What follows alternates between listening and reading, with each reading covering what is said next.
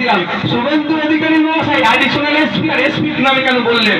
তারপরে যে সিট হয়েছিল দিদিমণি বলেছিল তো 15 দিনের মধ্যে সব শাস্তি পেয়ে যাবে। এখনো মনে 15 দিন হয়নি, 14.5 দিন চলছে, 15 দিন হলে নিশ্চয়ই পেয়ে যাবে দিদিমণির ভাষাতে। তো 1 বছর হতে যাচ্ছে এখনো বিচার হলো না। তো আমি অপেক্ষায় ছিলাম। সিট যে রিপোর্টটা এতে জমা করেছে কোর্টে, সেখানে উল্লেখ করছে এসপির নির্দেশে ওই রাতে পুলিশ গিয়েছিল। তাহলে শুভেন্দু অধিকারী মহাশয়ের কথা আর সিট মিলে যাচ্ছে তো? তাহলে উনি তো ঠিক ওই লেভেলের তাহলে নেতা মনে হয়। তাহলে উনি যদি ওই লেভেলের নেতা মনে হয়, তাহলে ডেট দেওয়ার পরে ডেট কেন হঠাৎ আর দিচ্ছেন না? বা বিজেপির যে তৎপরতা ছিল, যেরকম ভাবে প্রতিরোধ করছিল, সেগুলো কমছে। সাথে সাথে এরিয়া সিবিআই যেভাবে উপর নেতৃত্ব নেতাগুলোকে ধরছিল, ঘটাবার ধরছিল আর জেলে পাঠাচ্ছিল, মানিক বাবু, পার্থ বাবু, অনুব্রত বাবু, শিক্ষা দপ্তরের সচিব যারা আছেন তাদেরকে ধরছিল, আর হঠাৎ দিকে এদের গতি কমে গেল। ভাই ব্যাপারটা কি? তারপরে কি দুটো ভয়ঙ্কর খবর দেখলাম।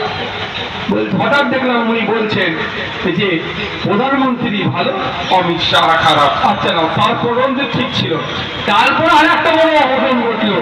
কলকাতায় নবান্নে দিদিমণি আর অমিত শাহজি 16 মিনিট একটা ঘরের মধ্যে বসে কি গল্প করলেন।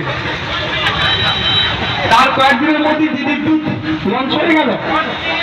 তারপরে আমি দিদির দুধটাকে নিয়ে দেখলাম, প্রথম সেটিংটা বুঝে নিলাম, তারপরে দিদির দুধটা দেখলাম। ওই দিদির দুধ অ্যাপে প্রথম চাইছে ওটিপি। আচ্ছা, আমরা ওটিপি দিয়ে আমাদের কতজনের টাকা হাতছাড়া হয়েছে বলুন তো? বিভিন্ন ভাবে ছলে কলে কৌশলে তোমার এই বন্ধ হয়ে যাবে, সেই বন্ধ হয়ে যাবে বলে, যেই বলেছি 4টে সংখ্যা যাবে বলবে, বলা শেষ হয়েছে আর একটা করে মোবাইলে মেসেজ ঢুকেছে, যার টাকা সব শেষ তো অ্যাকাউন্টে। এনারা টাকা নিয়ে নেবে আমি বলছি না, কিন্তু এনারা ওটিপি চাইছে। সাবধানে থাকবেন, কিসের ওটিপি কোথায় দিচ্ছেন সাবধানে থাকবেন।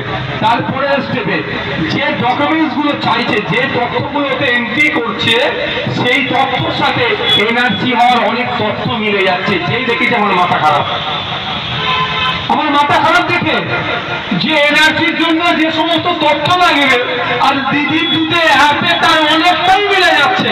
এই মিলে যাওয়ার কারণটা কি? সাবধান আপনারা। আর এনআরসি হচ্ছে সিএ এর প্রথম ধাপ। সিএ করার প্রথম ধাপ হচ্ছে এনআরসি। কারণ অজান্তে যদি এনআরসি হয়ে যায়, তখন নওশাদ সিদ্দিকী বা আইএসএফ এর কিছু করার থাকবে না। তাই আপনাদের এলাকায় যারা এসেছেন দিদির দুধেরা, এসে তো প্রশ্ন